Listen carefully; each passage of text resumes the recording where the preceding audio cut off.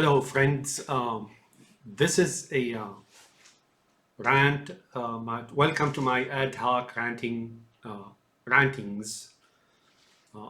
internet rantings. This is my daily program, and I usually record a video or two regarding certain situations. So today is March 18th, 2022, and the point of today is this.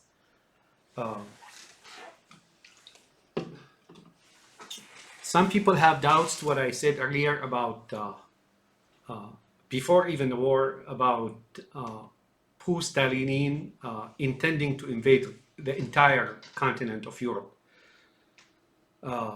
You may think this is far-fetched. Oh, no. This is very relevant. But the point is this. They goofed big time on keeping Trump in the White House for the second term. Maybe they didn't have anything to do with it, there was some divine intervention there, and eventually the saying goes by the secretaries of Trump that Putin ordered or told Trump to withdraw from NATO. Now, the link between the two is very obvious. There are people who still don't believe that Trump will sever NATO relationship with NATO, which will destroy NATO, really. It would put it into a upheaval and chaos, and it will not survive. NATO will not survive if United States withdraw. But if United States withdraw from NATO, how will Germany arm again? Will it be allowed to arm again? Because now Germany say it's on its own in defense against that menace from the east, right? That very dark menace from the east.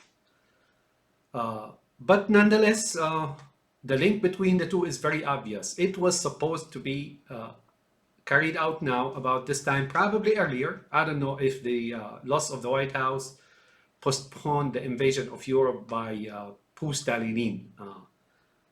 But eventually, they either scheduled it for around this time, or they postponed it. But then eventually, they decided they want to carry it out, which happened on February 24th,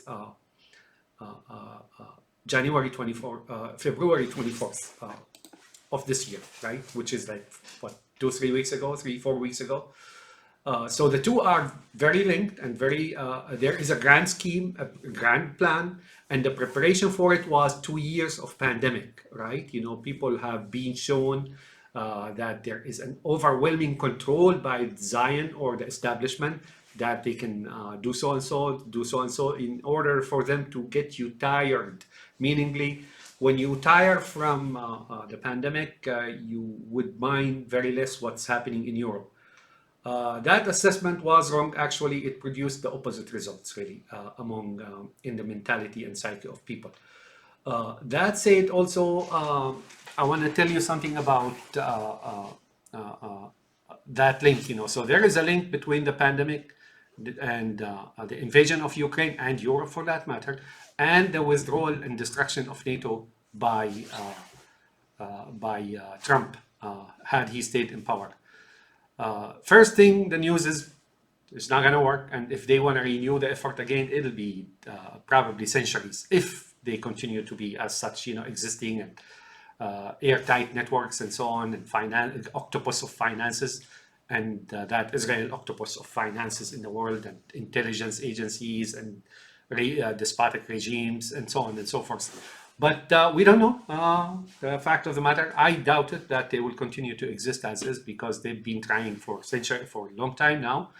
First the Mongol movement, and then the Shiite movement, and then the many upheavals here and there and so on, and the Fatimid, and then eventually communism, and now, the various items, the various events, major events in history. They all faltered, and this is very obviously faltering now. Back to the original point is, don't ever misunderstand what's happening. There was a grand scheme, grand plan in the works, and that was to take over Europe 1 week at a time, one country at a time. Believe it or not, had Stalin being able to take Ukraine in 1 week or 2 weeks, he will have done it again in the Baltics. He will have done it again in Poland. He will have done it again in Eastern Europe. He will be moving 1 week at a time. And had Trump be stayed in the White House, by now, Trump will have sided with Putin, and not just sided with Putin, but assisted him militarily and intelligence and financially into taking over Western Europe. Now, don't make a mistake. Biden is as such, and so would have been Obama. Obama was actually the initializer of what's called Israel's Spring. Israel's Spring, he called it Arab Spring, but you have to know how these guys talk. Israel's Spring basically meant the spring all over the place, not just in the Arab Spring. And they did that, if you like the coincidences of Syria, Libya, Yemen, Somalia, Iraq, and so on and so forth, heralding a new rule by Iran, the Shiites, right? And then the destruction of the Sunnis. And in China as well, you know, that was brought up, but China has been going on for a long time. And now in Europe, of course, in Europe, you may think that World War II has purged the European nations of the undesired element by the Netanyahu's. No. If Putin was able to make it all the way through to the Atlantic, and this would be, of course, in the span of a year or two, or even less than that, maybe a year. I don't think so. Maybe 6 months or so, and the world would be clamoring about new events and how this guy did so and so, and there would be waking up to new events in the world, similar to when the Mongol hordes invaded the Middle East, right? You know, people didn't think what happened is going to happen, but when they woke up, there was like apocalypse in the making. Similar thing was going to happen in Europe now, apocalypse in the making, and Rabbi Stalin would have been taken over Europe, period, and the world would have changed, as a matter of fact. Would have changed, but not finalized into a certain desired status by Netanyahu's, for example. That's plural. So that's what it is, folks. You better believe it. That was a grand scheme, a grand, big, comprehensive operation, and a colossal change in the history of the world, of humanity, and the takeover of Europe, and so on. So that's what it was, folks. That's what it was. And Trump would have destroyed NATO before. Now you may say, well, but then Stalin invaded even when NATO is around. True. Like I said, there was change in plan. They reconsidered that they couldn't stop moving forward in taking over Europe. So Israel guaranteed the NATO countries, especially Germany, to hold back and so on. And notice even France is lethargic. It's not doing anything. They all pretend to, not even France, not even helping Ukraine under Macron, of course. So Israel guaranteed that with the existence of NATO, it's not a big deal. They can order them to sit back and pretend to support Ukraine and go against Putin and so on and so forth. But that's the fact for you European citizens. What happened in the Middle East is not done yet, but they're faltering there as well. I mean, whatever they achieved in Iraq and Syria and here and there is superficial, but it was supposed to go, if it was very successful, it was supposed to go sweep across North Africa and Egypt in particular. Egypt was going to get some real bloodletting and bloodshed. My advice to you, European citizens, is Ukrainians have pulled America. Change the course of history of the world for the foreseeable future.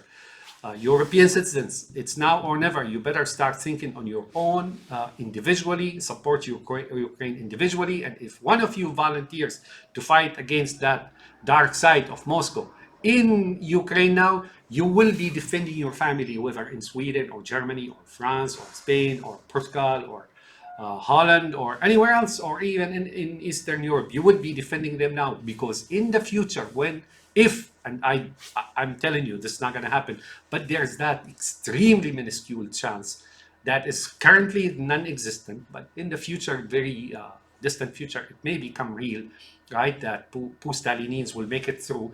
Then you will have to fight and defend your own family on your own turf, on your own grounds.